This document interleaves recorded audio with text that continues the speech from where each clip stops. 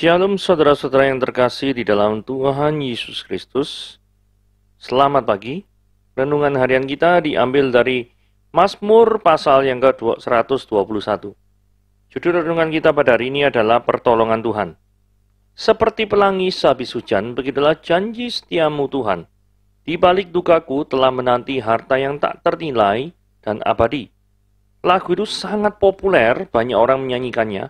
Tapi alih-alih melihat pelangi di balik pergumulan hidup, banyak orang dilanda banjir. Pergumulan membuat hati orang terpuruk dan pesimis terhadap Tuhan. Ketika nyamannya berada dalam bahaya, Daud mempercayakan diri kepada Allah. Mazmur yang merupakan kesaksian Daud ini mendorong dan membimbing kita supaya merasa tenang dan yakin. Menyerahkan hidup pada pemeliharaan Allah. Allah sendiri yang memutuskan untuk menjadi pelindung manusia. Dia terlibat dalam pemeliharaan setiap orang percaya dengan hikmat, kuasa, dan janji yang sama. Dia selalu terjaga dan waspada melindungi dan menyegarkan umatnya. Bahkan langkah kaki setiap orang yang dikasihnya selalu dilindunginya. Selama di dunia, tidak pernah ada celaka ataupun kemalangan dibiarkannya menimpa kecuali dia memandangnya baik dan bermanfaat bagi kita. Di dalam Tuhan, kematian secara jasmani bahkan bukan merupakan akhir dari pengharapan kita. Kematian hanya peristiwa terpisahnya jiwa dari raga yang fana. Allah menyediakan tubuh yang baru bagi kita. Tubuh rohani yang tidak pernah rusak. Tubuh yang baka. Jika Allah telah menyediakan paket pertolongan lengkap seperti ini, pertolongan seperti apa lagi yang kita cari? Tidak perlu menunggu titik nadir kehidupan melanda. Biarlah setiap saat kita senantiasa berserah penuh kepadanya. Mengandalkan pertolongannya. Tuhan adalah pelindung, penolong, dan penopang jiwa-jiwa yang percaya kepadanya.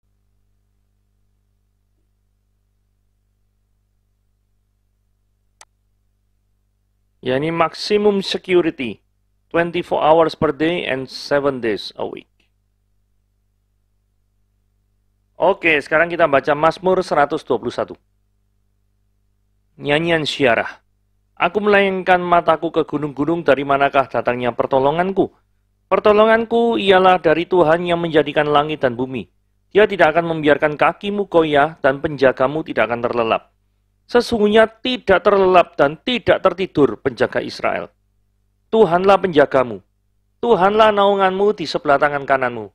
Matahari tidak menyakiti engkau pada waktu siang dan bulan pada waktu malam. Tuhan akan menjaga engkau terhadap segala kecelakaan, dan Dia akan menjaga nyawamu. Tuhan akan menjaga keluar masukmu dari sekarang sampai selama-lamanya. Nah, ini penjelasan tentang nyanyian syiarah ya. Apakah nyanyian syiarah itu?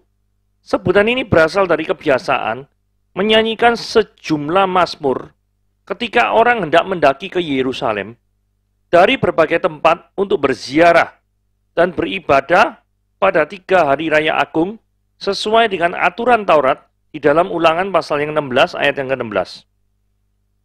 Lalu nyanyian para imam ketika mereka menapaki 15 tangga naik untuk melayani di bait Allah. Nah, jadi Ulangan 16 ayat 16 ini berbunyi ya. 3 kali setahun setiap laki-laki di antaramu harus menghadap hadirat Tuhan Allahmu ke tempat yang akan dipilihnya, yakni pada hari raya roti tidak beragi, pada hari raya 7 minggu, dan pada hari raya pondok Daud. Janganlah kiranya ia menghadap hadirat Tuhan dengan tangan hampa. Jadi begitu ya, itu nyanyian syiarah seperti itu. Nah, kemudian di ayat pertama ada yang ini. Aku melayangkan mataku ke gunung-gunung, dari manakah datangnya pertolonganku? Nah, frasa melayangkan mata ke gunung-gunung ini menunjukkan bahwa penulis Mazmur ini mencari pertolongan, dan apa yang dilihat oleh Mazmur ini adalah suatu tempat yang sangat luas dan besar, gunung-gunung ya. Tetapi tempat yang luas dan besar itu, adakah pertolongan? Banyak di antara kita yang dalam hidup ini mencari pertolongan, tapi tidak tahu mau cari pertolongan kemana. Atau sudah cari pertolongan, tapi hasil yang diperoleh sangat tidak memuaskan atau bahkan merugikan. Jikalau kondisi tubuh kita sakit, kemanakah kita akan cari pertolongan? Ketika dokter sudah tidak bisa lagi dan angkat tangan, kemanakah kita akan pergi? Banyak cara, banyak masalah. Ya toh? Banyak masalah yang kita alami. Tetapi kita bingung mau cari pertolongan kemana. Nah, saya kebetulan beberapa waktu yang lalu melihat film dokumenter di Netflix ya. Judulnya John of God, The Crime Spiritual. Nah, orang ini dari Brasil, gitu ya. Orang ini dari Brasil, nggak tahu mana gitu ya. Dia tiba-tiba bisa melakukan penyembuhan. Penyembuhan secara spiritual. Nah, banyak orang ini datang kepada dia. Jadi ini berduyun-duyun pergi ke Brasil karena untuk penyembuhan. Dia terkadang melakukan operasi secara langsung tanpa dibius orangnya seperti ini. Dan videonya terlihat ada beberapa yang agak mengerikan gitu ya. Tetapi orangnya itu sembuh. Orangnya sembuh. Nah, orang ini selama bertahun-tahun melakukan spiritual healer. Menjadi spiritual healer. Nah, yang menjadi pertanyaan adalah, tiba-tiba ada laporan. Ada laporan dari seorang wanita yang merasa dilecehkan oleh dia. Nah, ternyata John of God ini ternyata benar. Dia melakukan pelecehan seksual. Caranya gimana? Dia seringkali mengamati daripada pasien-pasien, terutama yang wanita, yang cantik-cantik. Itu kemudian dia mengatakan ada sesi terapi khusus di kantornya. Dan kemudian si wanita itu kemudian ditanyai, maukah engkau menjadi medium seperti aku yang bisa menyembuhkan orang? Bahkan kalau misalkan wanita itu memiliki orang tua dan orang tuanya itu butuh untuk disembuhkan, diterapi berkali-kali, maka dia ngomong, engkau tidak perlu lagi nanti berkali-kali di sini, tapi engkau bisa menjadi medium. Seperti saya bisa menjadi medium, Anda pun juga bisa. Wah, siapa yang tidak tertarik digitukan, ya kan? Nah, kemudian dia menggunakan semacam kayak teknik hipnosis tertentu, sehingga wanita tersebut ada yang tanpa sadar itu dilecehkan. Tapi kemudian ada beberapa yang sadar dan dilecehkan, sehingga yang terjadi adalah para wanita itu melapor. Kasus ini ada 350 orang wanita dari selama 30 tahun itu yang dilecehkan. Nah, kurang lebih seperti itu ya. Jadi, artinya gini ya. Kan tadi kita bahas, kemanakah kita cari pertolongan? Ketika orang sakit, orang menganggap orang ini adalah penolong. Tetapi benarkah orang ini adalah penolong yang sejati? Ternyata tidak. Saya kok yakin ya, dia itu pasti menggunakan kuasa gelap ya. Beneran tuh. Pada waktu dokter semuanya tidak bisa menyembuhkan, dia dengan suasana yang mistis ini ya, cara-cara yang mistis menurut saya, dia bisa menyembuhkan. Suatu hal yang luar biasa bukan? Dan para pengikutnya itu selalu pakai, termasuk dia sendiri itu selalu pakai baju putih-putih ini semua ya. Jadi seolah-olah kesannya itu suci, kudus gitu ya, pakai baju putih-putih ya. Tapi ternyata kuasa yang digunakan itu ternyata adalah dari kuasa gelap. Kalau tidak gitu, nggak mungkin ya. Kan kalau kita percaya bahwa orang yang dipakai Tuhan untuk menyembuhkan, itu selalu memberikan kemuliaan bagi nama Tuhan. Tapi dia menjuluki dirinya sendiri sebagai John of God. Tuhan. Gitu ya. Wah, ini luar biasa nih. Akhirnya ini ditangkap ya. Gak tahu di penjara berapa tahun ini, 19 tahun atau berapa. Pada waktu ditangkap ini sudah tua umurnya ya. Mungkin 70-an ini sudah umurnya nih. Jadi kurang lebih seperti itu. Nah, ayat 2, pertolonganku ialah dari Tuhan yang menjadikan langit dan bumi. Nah, masih dari cerita John of God. Banyak orang yang justru memberikan dukungan pada John of God. Siapa mereka yang memberikan dukungan? Padahal jelas-jelas dia itu banyak masa kalau orang itu nggak dilecehkan? Orang itu kok masa mau sih melapor dilecehkan? Kan ya pasti enggak toh. Dan ini enggak cuma 1-2 loh. Kalau 1-2 mungkin orang itu enggak senang sama dia, iri sama kepopuleran dia, kan mau menjatuhkan. Ini 350 orang loh. Gila nih. Nah, tapi ternyata ada pihak yang kontra dengan orang-orang yang melaporkan John of God. Siapakah mereka yang mendukung daripada John of God? Orang-orang yang secara ekonomi memperoleh keuntungan dengan adanya praktek kesembuhan spiritual John of God di Aberdeenshire, Brasil. Nah, bagi orang-orang ini, pertolongan mereka itu adalah datangnya dari John of God. Karena begitu John of God ditangkap sama polisi, perekonomian di Aberdeenshire, Brasil langsung jadi sepi. Ini kota kecil ya. Begitu aja John of God langsung ruame ndak karu-karuan. Dan ini sangat berpengaruh terhadap biro perjalanan travel. Bahkan di film dokumenter itu saya melihat ada datang berbagai macam bus ya dengan jumlah yang sangat banyak. Ada penjual souvenir, pengusaha makanan dan minuman, pengusaha hotel dan penginapan. Itu semuanya terdampak dengan kehadiran John of God. Sebaliknya, ketika dia ditangkap, ya pasti langsung jadi sepi. Kayak kena corona gitu ya. Langsung jadi sepi. Jadi, jikalau seandainya kita menjadi mereka yang selama ini, bahkan berpuluh-puluh tahun, menggantungkan kehidupan kita pada John of God, kemudian dia tiba-tiba ditahan, dan tidak kembali lagi ke Aberdeenshire, akankah kita akan protes pada pihak yang berwajib? Akankah kita tetap memberikan dukungan pada John of God? Karena melalui pribadi ini, selama 30 tahun kehidupan ekonominya itu dicukupkan dengan luar biasa. Bukan waktu yang lama. Ya cuma 1-2 tahun. Ini 30 tahun. Bahkan mungkin gara-gara orang John of God ini ya. Orang yang bisa mendirikan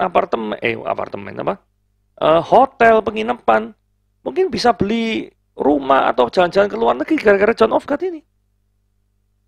Nah, dalam konteks yang seperti ini, apakah benar John of God ini adalah sumber pertolongan? Kelihatannya seperti, ya kalau dari cerita ini kelihatannya sumber pertolongan. Tapi firman Tuhan di ayat yang kedua, Mazmur 121 dikatakan, pertolonganku ialah dari Yahweh yang menjadikan langit dan bumi. John of God tidak menjadikan langit dan bumi. Sebelum John of God lahir, Tuhan sudah ada. Dia bahkan sekarang John of God di penjara. Tidak memiliki kuasa apapun terhadap pihak aparat untuk melepaskan diri. Tetapi Tuhan itu selalu ada. Pertolongan kita datangnya dari Tuhan. Saudara, saya percaya Tuhan pasti bisa membuat Aberdeenshire Brasil ini menjadi pulih kalau dia mau. Saya tidak tahu rencana Tuhan apa terhadap Aberdeenshire Brasil, kota ini. Tetapi yang terjadi adalah Tuhan adalah penguasa langit dan bumi. Dia yang menciptakan, dia penguasa. Sehingga tidaklah heran kalau Daud meminta pertolongan. Pertolonganku ialah dari Tuhan, bukan dari yang lain. Saudara, memang saya membayangkan kalau misalkan saya yang punya penginapan di Aberdeenshire Brasil, saya terdampak secara ekonomi dengan ditahannya John of God. Mungkin di dalam hati kecil saya berpikir, wah, saya lesu nih pasti. Tapi hal itu membawa pelajaran bagi kita semua. Bahwa kita tidak boleh menggantungkan hidup kita pada seseorang. Tapi kita harus menggantungkan hidup kita kepada Tuhan pencipta langit dan bumi. Oke, ayat 3 dan 4 ya. Dia tak akan membiarkan kakimu goyah, penjagamu tidak akan terlelap. Sungguh tidak terlelap. Nah, ini yang saya maksud di dalam judul tadi ya. Dari dua ayat ini menunjukkan bahwa pemeliharaan Tuhan itu always 24 hours a day and 7 days a week. Permasalahannya adalah, apakah kita sudah merasakan ada perlindungan Tuhan selama 24 jam dan 7 hari dalam satu minggu? Terkadang sensitivitas rohani kita tuh mati, sehingga kurang bisa atau bahkan tidak bisa merasakan pertolongan Tuhan dalam hidup kita. Kita mesti minta tolong kepada Tuhan untuk memberikan kepekaan dalam hidup ini, supaya bisa merasakan campur tangan. Saudara, kalau ada orang yang hidupnya tidak bisa merasakan campur tangan Tuhan, itu susah loh. Karena dengan ketidakbisaannya dia itu merasakan campur tangan Tuhan, dia itu pasti akan merasa apa? Nggak ada Tuhan, Tuhan tidak peduli, Tuhan tidak bekerja, Tuhan tidak mau tahu akan apa? Urusan kita, manusia. Pasti akan membuat pikiran-pikiran negatif itu mengkontaminasi daripada alam pemikirannya dia. Kalau orang tersebut tidak memiliki sensitivitas rohani yang tinggi. Gitu ya. Nah, ayat 56 ya, Tuhanlah penjagamu, Tuhanlah naungan di sebelah tangan kananmu. Pada waktu siang, pada waktu malam. Frasa di sebelah tangan kananmu menunjukkan bahwa Tuhan adalah pribadi yang penting dalam kehidupan kita. Begitu pentingnya Tuhan dalam kehidupan kita, sampai-sampai Dia bisa melindungi kita dari serangan eksternal yang mungkin terjadi. Ya ini ya, matahari pada waktu siang, wah panas itu ya. Bulan pada waktu malam. Jadi, frase siang dan malam ada perlindungan Tuhan. Ini semakin menekankan bahwa penyertaan Tuhan itu always 24 hours per day and 7 days a week. Penyertaan Tuhan ini diulangi sampai 3 kali loh. Penjagamu Israel tidak terlelap sebanyak 2 kali di ayat 6. Ayat keempat ya. Sesungguhnya tidak terlelap dan tidak tertidur penjaga Israel. Penjagamu tidak akan terlelap. Ini ayat 3 dan 4. Cuma 2 kali ya. Nah ini ya. Kemudian di ayat yang ke-6, itu juga diulangi. Pada waktu siang dan pada waktu malam. Bahkan ditekankan lagi penjagamu Israel di ayat ke-5. Tuhanlah penjagamu. Saudara, di dalam sastra Ibrani, majas tautologi adalah majas pengulangan. Kalau diulangi 2 kali, itu very important. Kalau 3 kali atau lebih, itu extremely important. Jadi maksud daripada tema bacaan kita pada hari ini adalah Tuhan yang kita sembah, Tuhan yang kita percaya, itu adalah Tuhan yang melindungi kita. Bahkan pada waktu kita tertidur pun, bahkan dalam kondisi kita tidak sadar pun, Tuhan itu menolong kita. Bukankah hal ini adalah luar biasa? Dia di sebelah tangan kanan kita. Luar biasa bukan? Karena seringkali kadang kita kurang bisa merasakan keluar biasaan Tuhan dalam hidup kita ya. Nah, Tuhan akan menjaga engkau terhadap segala kecelakaan. Dia akan menjaga nyawamu. Tuhan akan menjaga keluar masukmu dari sekarang sampai lama-lamanya. Saudara, ayat ini sangat indah sekali. Tetapi ada pertanyaan. Bagaimana dengan orang percaya yang meninggal dalam kecelakaan mobil? Apakah Tuhan itu lalai dalam menjaga umatnya? Pasti Tuhan tidak pernah salah, bukan? Jadi ayat 7 menurut saya itu berlaku secara umum bahwa memang Tuhan menjaga dari segala kecelakaan dan menjaga nyawa kita. Yes, tetapi ada kalanya di dalam kehidupan ini adanya namanya anomali kehidupan. Suatu hal yang tak biasa terjadi. Karena kita tak mengerti rencana Tuhan 100% itu seperti apa. Seperti apa?